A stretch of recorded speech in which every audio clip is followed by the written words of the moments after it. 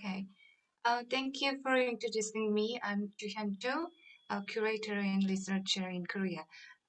First of all, I'd like to thank Professor Pan Lu and the curator Wei Wei Wang at Chat Hong Kong for giving me this opportunity to present at this meaningful event. I will show my presentation and repeat the file. Okay.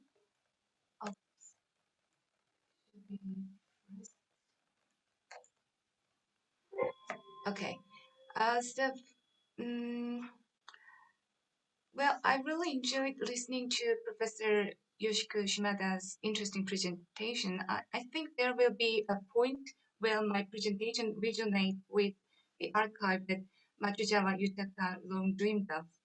In this presentation, I'd like to introduce an exhibition on community archives that I curated in 2017 at the Ilmi Museum of Art in Seoul, where I worked as the chief curator until last year. Actually, community is a very comprehensive theme, but given that the digital commons have become more influential since the pandemic, I'd like to revisit the characteristics of community within the East Asian tradition and history, especially through the methodology of archiving. So why the community archive? 2017 was very symbolic year in Korean modern and contemporary history. In April of that year, candlelight revolution led to the impeachment of then President Park Geun-hye. She is the daughter of President Park Chung-hee, who led Koreans' industrialization in the 1960s and 70s, and the center of far-right forces. That year was the time when Koreans were rapidly filled with pride that we realized the power of voluntary solidarity, independent subjects. Such a move was not sudden, of course. Throughout the 2010s, discussions on the new notion of community were actively conducted in Korean society. In 2008, where the Lehman Brothers collapse led to the global financial crisis, the millennials were thrown into a dark reality without an exit, an unequal and unfair world. People gradually began to realize this was something that was caused by the trend of neoconservatism, also known as neoliberalism. This created desperate need to find something to offset extreme individualism and egoism and made people turn to community-centered value. This exhibition was curated to examine and focus on the new movements of community-centered, on voluntary solidarity and participation in Korea and the international community since the 2010s. Methodologically, it was developed around the notion of anti-archiving and participatory living archives for the production of knowledge culture from below. In this exhibition, a community study of 8 researchers was organized along with more than 20 teams of artists.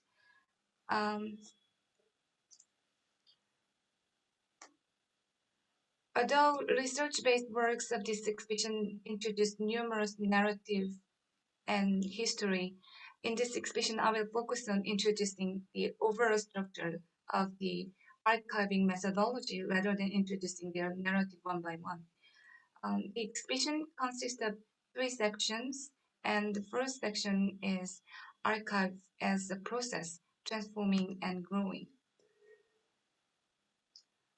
Most documentation on communities are not preserved as historical documents or historical records, are rather based on people's memories and oral statements, and are left as traces engraved in realms of life, such as sound, dance, and rhythm. The first section of the exhibition presented a plaza-like stage, inducing people natural movements. It was to create a situation where spectators gathering around specific incidents or archives could temporarily unite or intervene in the historical communities.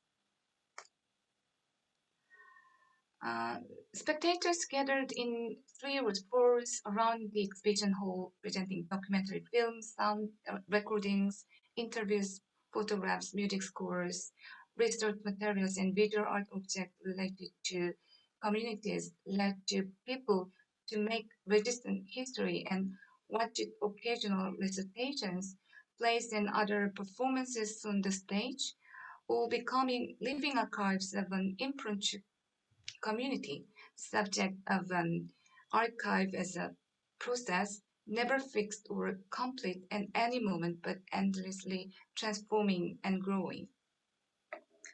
I will show you a short video of one performance we made with an archive. This performance by Gyeonggi folk song singer Lee Hee-moon is a reenactment of the disappeared traditional community culture in which villagemen enjoy the kind of rest and play in a hut-like room created by digging out the ground during the off-season.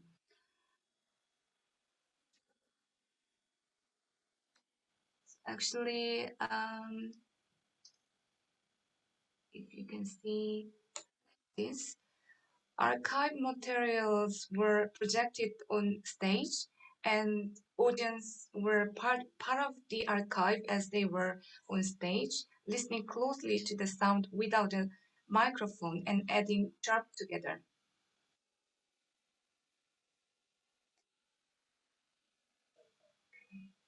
So the exhibition began with an archive about Dure, a farming community who helped one another with the field work in the late Joseon dynasty.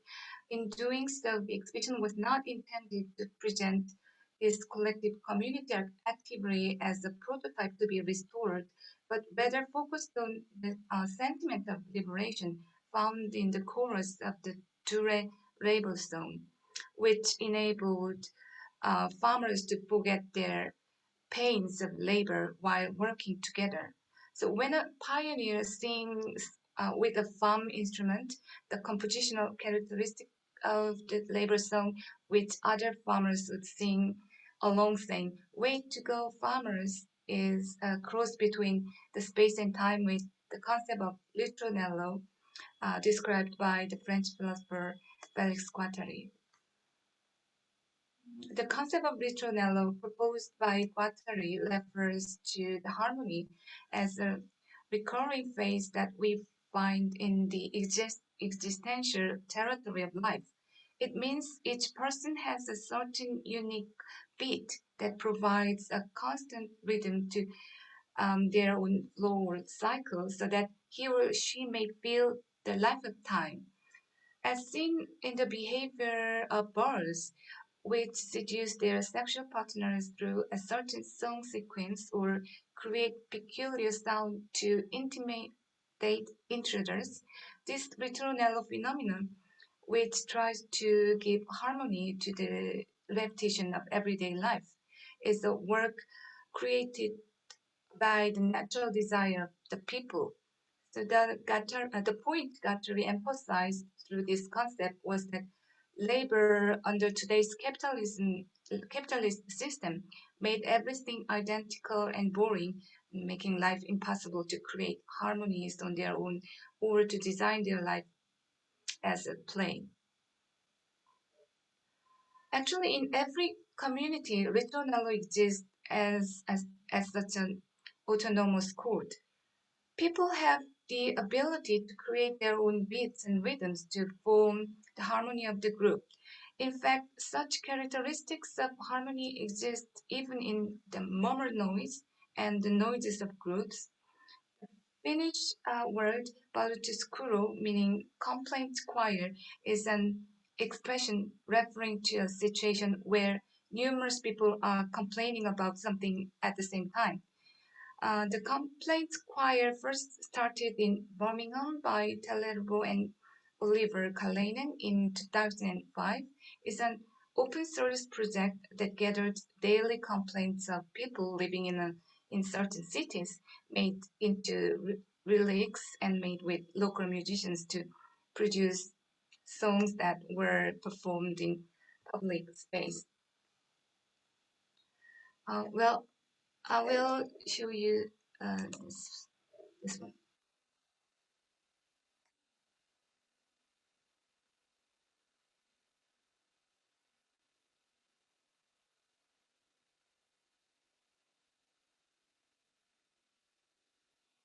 Further, to School in Seoul organized for this exhibition. 20 volunteers expressed various complaints against the background of Seoul, which were staged made into a song by Korean musician Han Bat and were performed on a stage made in the museum and in venues around Gwanghwamun area in Seoul. The participants made trivial complaints related to actual ways of life, such as why must store employees always be friendly and only customers may complain? Why are workers of art organizations not allowed to create unions? Please don't act like an old fossil. So the complaints were made into lyrics and described issues affecting youth in Korean society in this age of neoliberalism from individual viewpoints. They not only freely sang and danced to share joyful emotions, but also formed a certain sense of solidarity due to repeated strong choruses.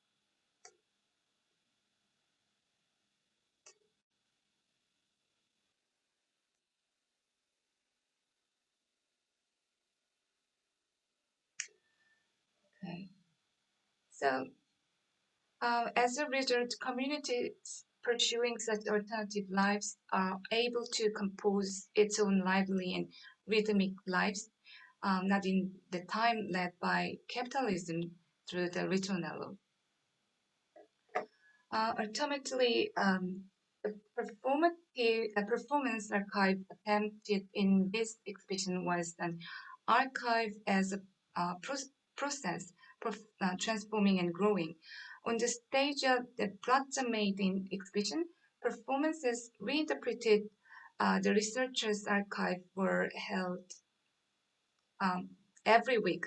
For example, jazz musician Kim Sung-bae reinterpreted the Nongyo archive recorded by folk song researcher Lee So-ra, and Siren Eunyoung Chung's women's Kukuk archive was reborn as a performance by the women's Kukuk actress Nam Eun-jin and gay choir G-Boys. So every individual spectator became a subject of the archive and intervened in the historical materials recorded by the people. So this was a small starting point with the possibility of recreating community society as the new alternative. And the second section took place around the archive tables, undergoing research on 8 different approaches on communities. The archives spread out by socialists, historians, and philosophers, activists, design researchers, and artists not only penetrate the concept of modernity to demonstrate the deconstruction process of traditional communities, but at the same time also focused on the diverse cultural movement unfolded by the voluntary solidarity of this repressed or newly created subject in the press of social growth. As if the researchers' desks and bookshelves were moved into the museum, the audiences wandered in the exhibition space, which is staged like a joint laboratory, and reclassified the materials according to their own rule. Such special production is contrary to the general concept of archiving based on systematic categorization. So during the past decade or so, the archiving community has raised the need to collect materials and, and build archives reflecting people's ordinary lives and to conduct interdisciplinary research, and there have been movement to carry out archiving from below in an effort to overcome the elite model and document the actual field of life. This exhibition was an effort to present archives produced by ordinary and creative subjects and to recompose the collective memories of communities. For such archives of the everyday to gain authority as a field of alternative knowledge production, solidarity and practice is demanded not only of the archive community, but also by researchers undertaking joint efforts in various academic fields and diverse civil society groups. The exhibition presented archives focusing on the documentation of ordinary people's lives carried out by researchers, activists, and artists of diverse disciplines in relation to modern urbanization in various ways. Socialist Juhyun has been tracking the life of a family for over 30 years, starting with her field study in the summer of 1986 on a rundown residential area in Sadangdong, Seoul, and awaiting demolition for urban redevelopment. Her documentary Sadangdong Plus 22, produced by observing the life of the family of Grandma Kumsang and her children, moved into a rental apartment in Sangye-dong after their neighborhood in Sadangdong was demolished, and following the family through the grandchildren's generation over a period of 22 years, revealed the structure of poverty as it is handed down in our society. And she seriously asks, did communities ever exist in Korean modern society? And during the time that demolition of old houses in Sadangdong was being recklessly implemented in the mid-1980s, a new middle class emerged in Gangnam area of Seoul. Design researcher Park Hae-chun's archive, focused on their aesthetic taste, was formed based on apartment complex culture, a selection of series of articles titled House Fashion Worth Seeing, published in the popular middle class magazine of the 1980s called Deep Spring Water. And interestingly, Goodbye Dunchon Jugong apartment project done by publisher Ingyu. I'm sorry.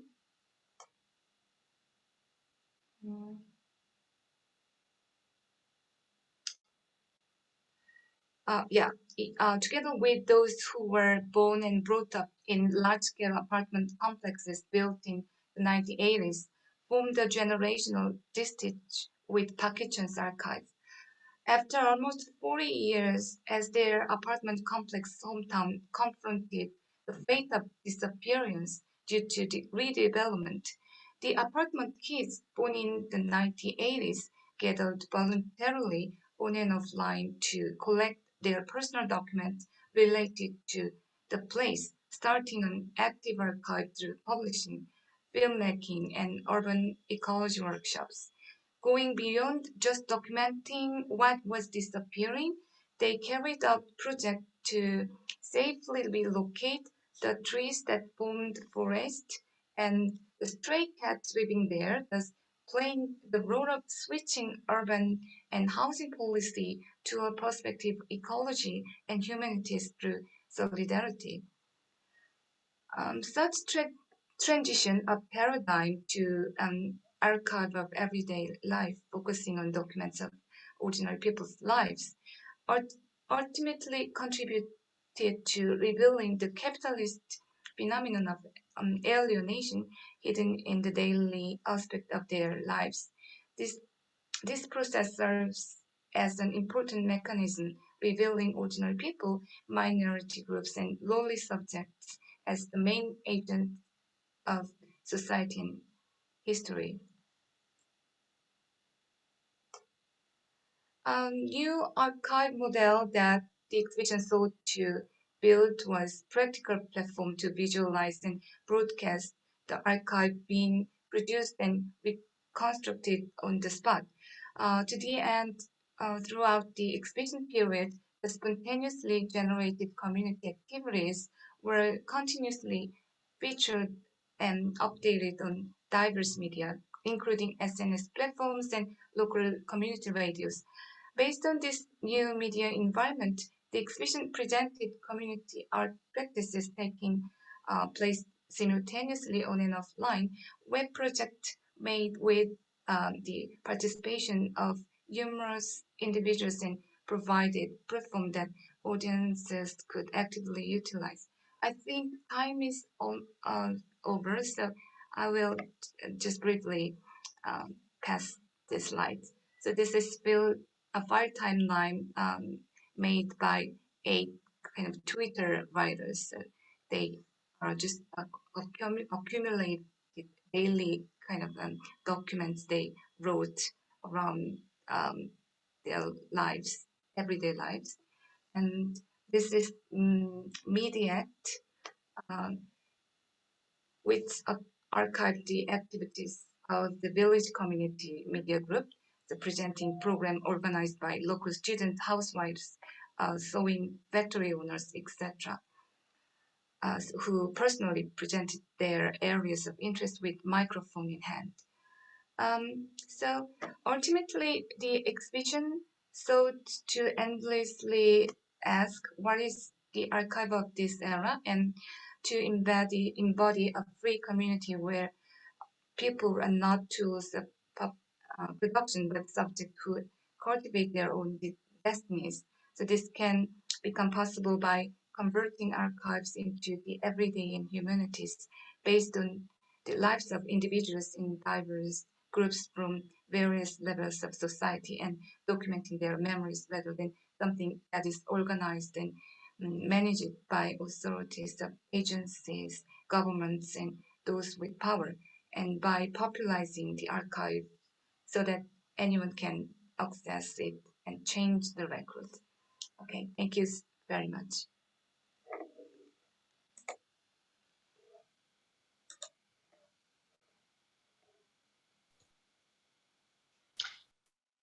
OK， 谢谢曹淑贤的分享。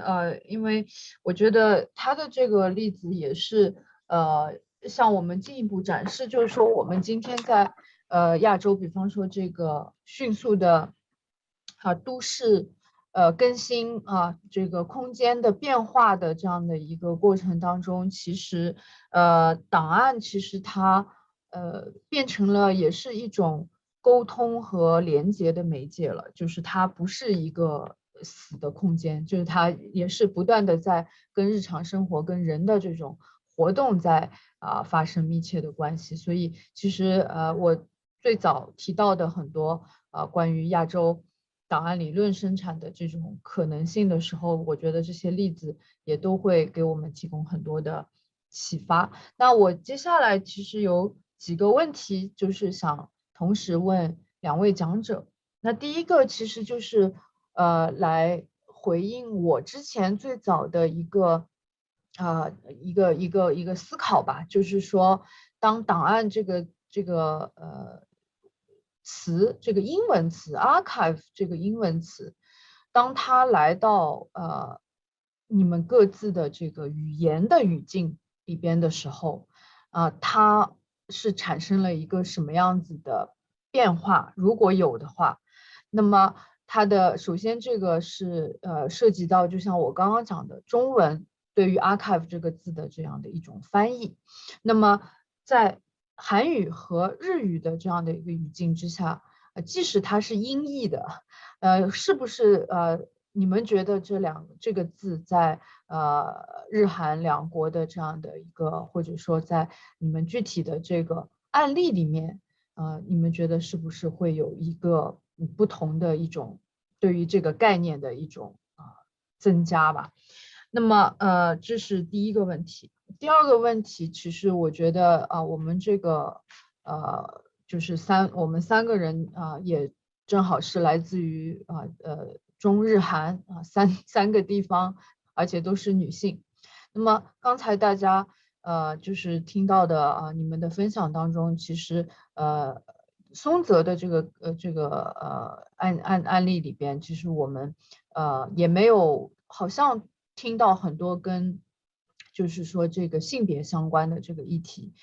因为我自己也在翻译的过程当中注意到松泽对于女性的这个身体或者说女性的这个意象的它的这个使用，其实也是一种某一种程度上，我觉得是有一种工具化，但是它可能更抽象为一种生命象征的这样的一种意义的。那么，但是它在它的这个档案里边，对于真实存在的女性的这样的一个思考有没有？这个是第二个问题。那么在曹淑贤的这样的一个分享里边，当然我也听到了有一些关于这个不同的这个性别性小众群体的这样的一个，但是从女性的角度来说，这样的一个archiving 的形式，或者说这个档案化的这个形式里边，你觉得女性扮演了一个什么样子的角色啊？可能先这两个问题吧。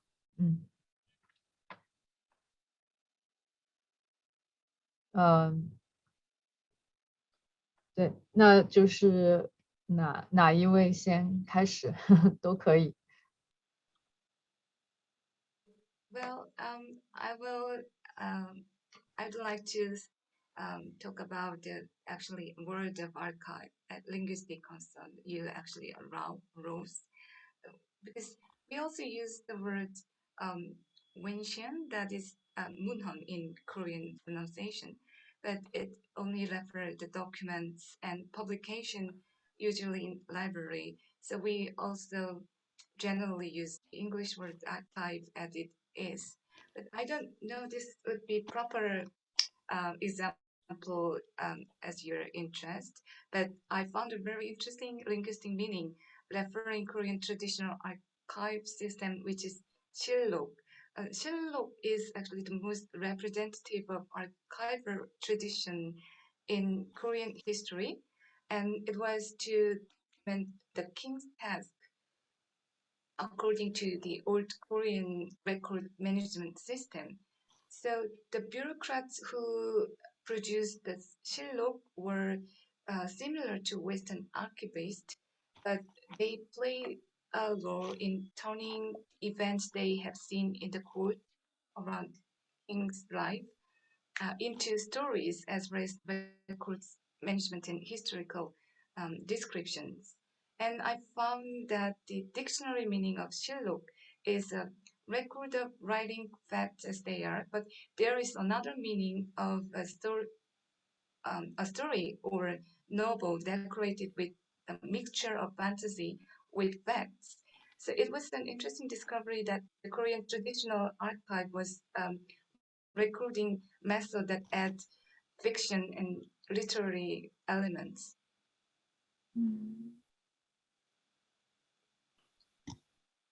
很有意思，因为这个可能又是跟中国的这个情况可能也有相关，但是可能也有韩国自己的这样的一个传统。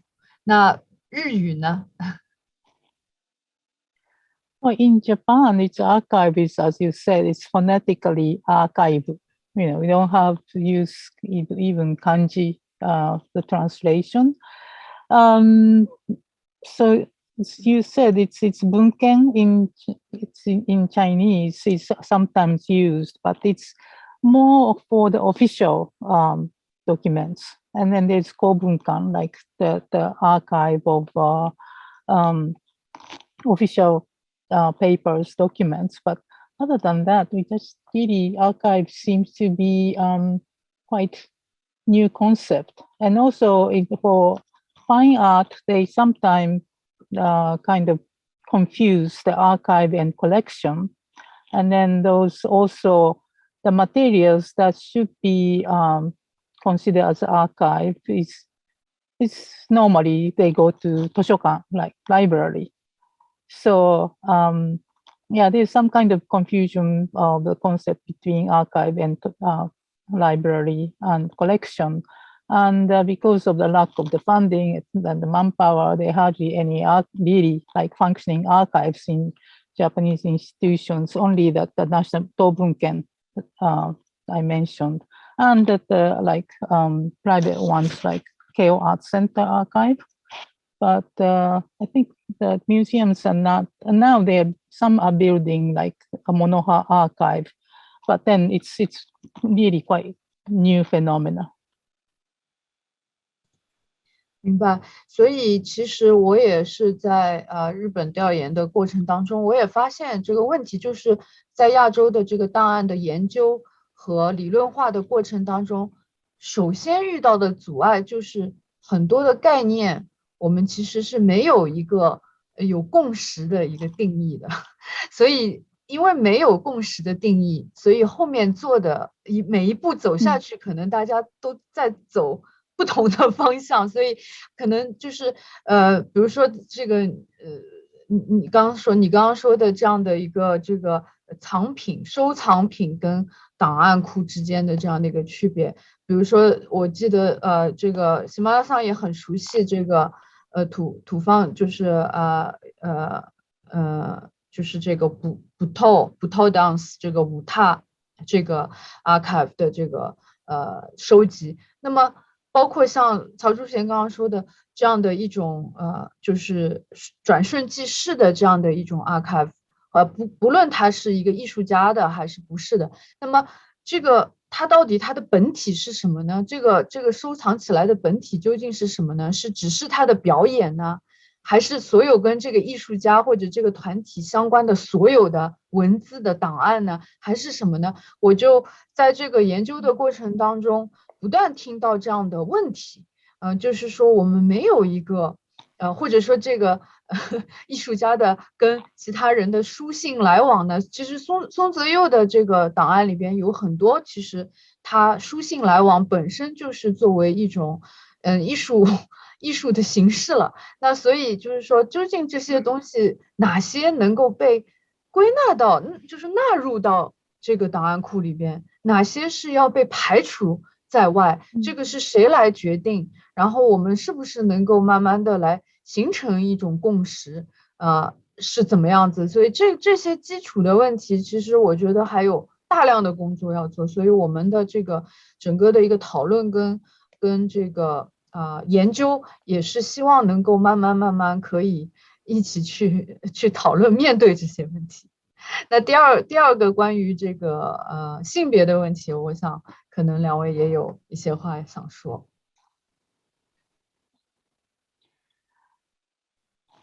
Well, for the Matsuzawa archive, well, it's the Matsuzawa work itself too. I mean, he dealt a bit about kind of sexuality, not very direct way, very abstracted, like this pink color, pink, and also some certain languages he used in his work. It's kind of quite feminine, or you can see kind of bit of mixture of like gender, the language, but then that his commune or community of Nirvana, there only two female artists, both of them dancers, belong to one dance group, so it's very much of men's club. And also as this small community in Suwa, although it has very ancient history and the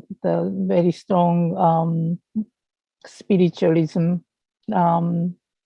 its community itself, it's still now that those who are running the everyday politics and etc. are all predominantly male still. So to get to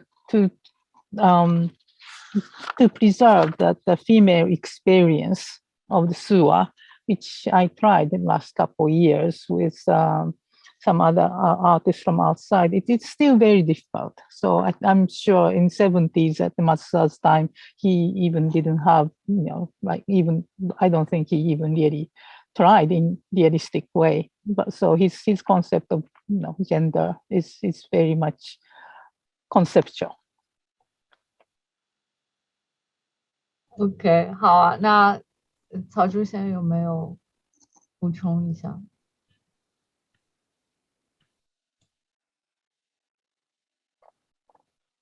？Well, I'm actually very conscious on the kind of fictional aspect in the archive, even though I just made an example, I gave example of the Shilluk. in Joseon Dynasty. But I also very interested in the kind of fictional aspect in archive in terms of the possibility to, reconstruct the history and stories. Well, I found a very kind of interesting Korean novel that shed light on the lives of 3 women who did communist women's movement in the 1920s. So I just made the exhibition with the archives of that area, that period, and especially with that women's activities. So the novel is based on a true story that the author researched in archives of Korean newspapers and magazines in that period of time, and the author made a fiction by her imagination only in the part of their lives that have not found or remained in archives. Actually, one of the characters was the first female journalist for a Korean newspaper company, and 3 of them wrote for various magazines to engage in communist and women's movement. So we can find quite enough documents recorded in newspaper and magazines at that time. But what surprised me was that before the novel published, no one had ever heard of such intense intellectual activities as the women's enlightenment movement as well as the independent movement. Of course, the historical evaluation of communists in Korean political situation is insignificant, but men's cases are sometimes found in textbook and the media.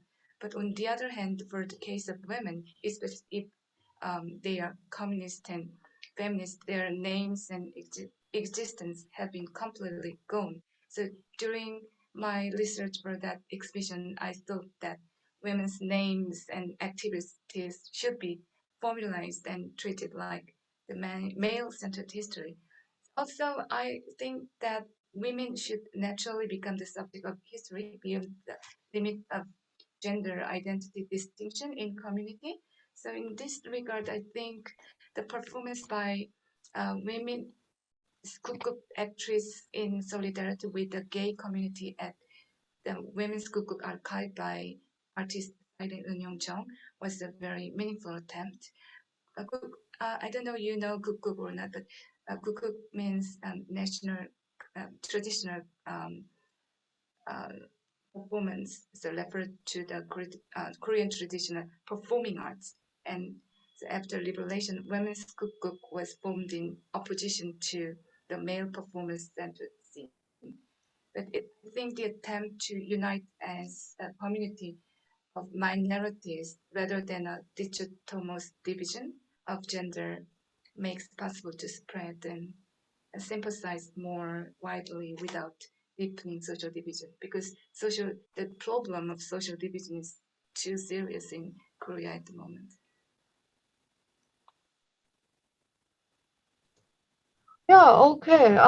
Yeah, I mean, 就是两位这个女士她们的这个研究过程当中，肯定也会遇到很多就是非常就是虽然这是一个非常具体的一个case， 但是它其实也是跟日常政治或者说是一些非常具体的一些观念上的问题，其实是会产生很多的这个碰撞，所以不管是性别的问题，或者是一些就是甚至就是有一些体制的这种问题。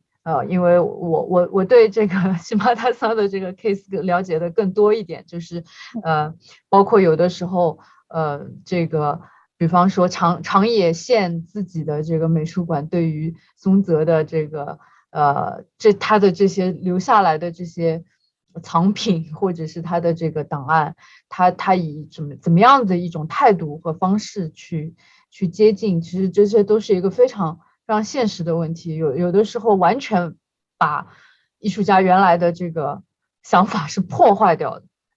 然后是不可逆的这样的一种破坏，也可能正在进行当中。那我觉得这两个例子总而言之，包括我刚刚最早跟大家分享的这样的一个书的这个目的，其实也就是让我们把这个 archive 从背景拉到前景就是它不再是只是一个我们可以想当然的它永远在那里的这样的一个空间一个场所，而是说它其实不断的还在跟我们现在非常多的这样的一些重新思考历史记忆和日常生活的一些事件在发生着非常密切的关系。那么这个在 chat box 里边有一个问题，就是说关于如果说这个档案库无法被人去看的话，那还有什么意义？就是说他说这个甚至是 AAA 都不能够完全让其他的人，就是让这个想使用它的人来就是去看它所有的一些藏品。那么所以我们是否能够认为这个档案库始终是一个精英的而不是一个为大众服务的这样的一个存在呢？那么我觉得其实就是我刚才强调的这一部分，就是说我们的确还有很多非常精英的档案库但是所以我们的研究从研究者的角度，或者从艺术家和策展人的角度可能我们还是要把更多的目光放在一些还没有就是可以公开的，然后我们甚至是这样的一个去建构这样的一个更公开的这样的更具有公众性的这样的一个档案库的努力，来包括对他的这种努力的一个记录或者一个档案。那我觉得这个的确就是我们所有参与这本书作者，包括我自己在内的一个愿望。所以我不知道两位有没有对这个问题有自己的回应。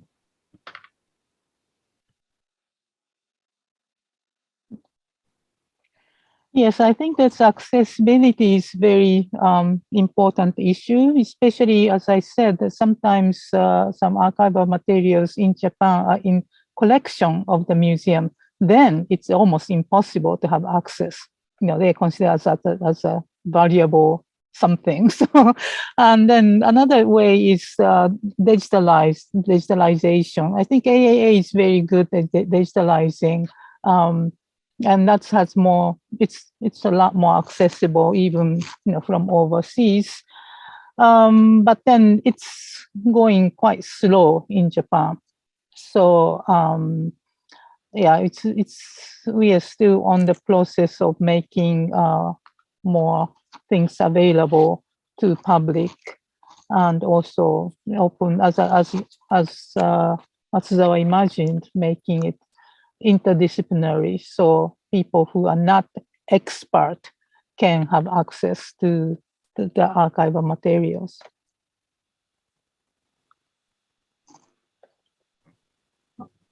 Dr. Cho, you have anything to add about the accessibility 或者关于这个能否使用这个能否使用这个档案库的这样的一个问题，就是在 chat box 里边提到的这个问题，有没有想要回应的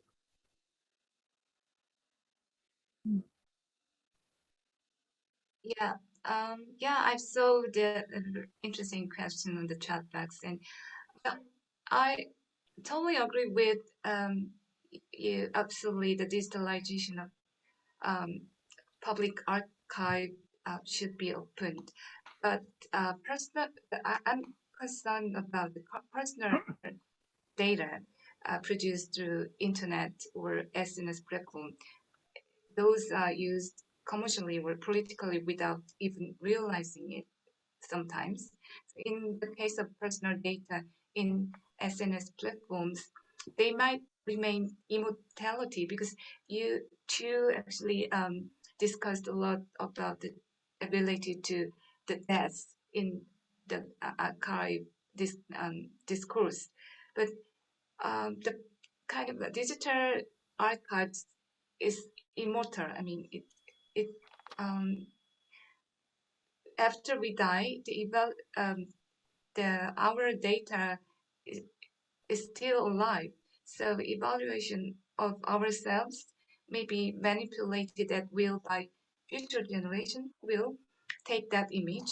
So in fact, there is a possibility that anyone can reconstruct record big data. So again, I'd like to emphasize on the community cooperation from the local communities and experts and personal memories, etc., in the matter of digitalization as well.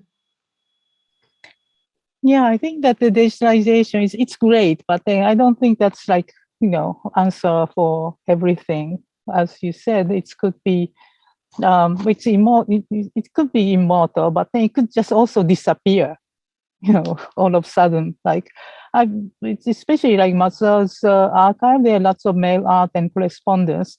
Those are like in physical form, letters, writing on paper. So I can see the authenticity through the handwriting, and also that the quality of paper, dated materials, etc. But then without this kind of physical evidence, I mean, I don't know how in the future archivist or art historian really like check on the authenticity of emails. And also when provider disappears, like AOL or other providers, it could just disappear unless you just archive your the email in your storage somewhere.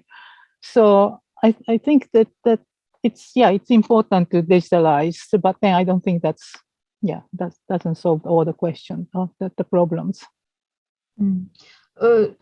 这个我觉得又可以回到刚才就是松泽的那个，我说2018年的时候啊，喜马达桑带我去长野去拜访的他的那个房间，因为这个房间我记得就是在我去拜访之前的不久，是在横滨3年展上，有人就想试图把这个整个房间。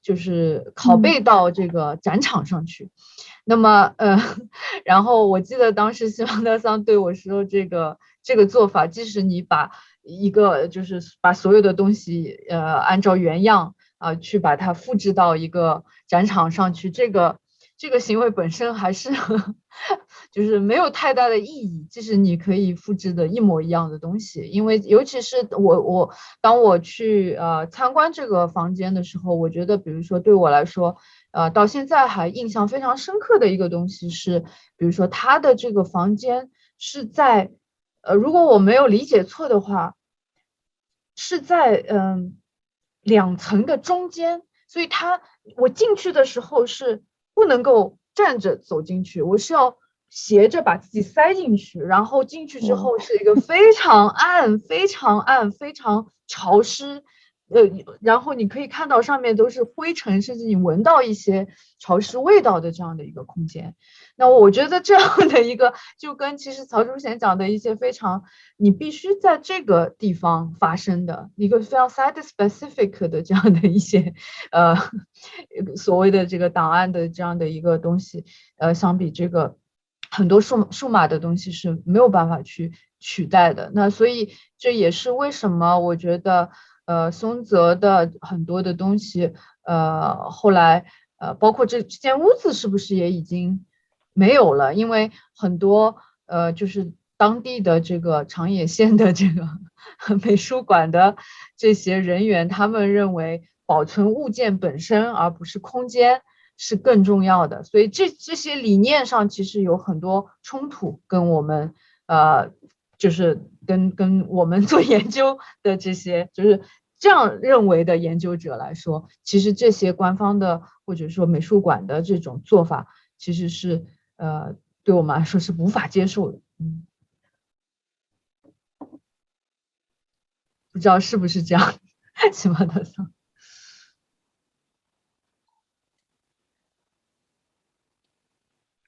I think it's a very difficult decision that we made, that the museum made. That side room doesn't exist anymore, as you said. That the museum got the grants, and then they digitized. They took a photograph of everything, and then pack all the objects into the box and then moved away. That's because of the threat that this earthquake. It's the structure is too weak. So next big earthquake, this whole thing might collapse. So yeah, I think that's probably the best choice they have made. But then, as we see, it's that location itself. It's in Suwa, and it's in the Matsuzawa's house that is over 200 years old, and whole atmosphere. And also, it has been changing. It's not static room. I mean, it's not just Matsuzawa's works, but then other artists added and subtracted things as well. So unfortunately, some people took the photograph and the videos over the period. So I think we have the record. But yes, I think that the whole the existence more of the atmosphere and all that is gone. And I think also some people said if it's not in Suwa, it doesn't mean anything because it was so much attached to the legacy and the spiritualism of the location. 我甚至认为，如果这个房间在地震当中被毁掉，可能松泽会更开心，或者说这个他其实并不一定是说我的这个档案就是要让它对永久的存在那里，就是这个也是跟这个德里达讲的那个死亡的冲动也有关系。但是我觉得松泽在这个方向上，我觉得是跟德里达是差不多的想法。朱贤不知道有没有还想要补充的。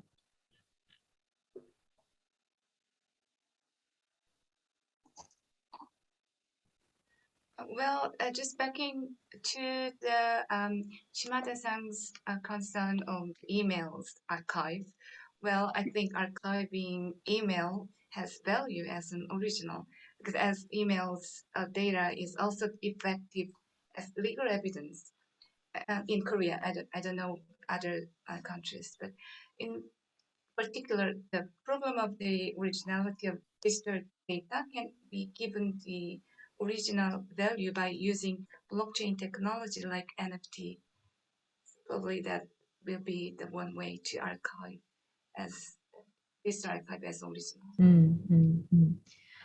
是的OK， 那我们时间其实刚刚好，然后好像也没有更多的问题进来了，所以那我想我们今天的讨论就差不多到这里结束。非常感谢Shimada-san和曹朱贤的这个参与，然后也了解到两位的这个过去和到现在的这样的一些这个实践，这个档案实践。那就像我刚刚说的，如果大家对我们这个项目有兴趣的话，那就请关注我们的公众号和其他的这个网络的平台。我们5月28和29号会有2天的很集中的这个圆桌讨论。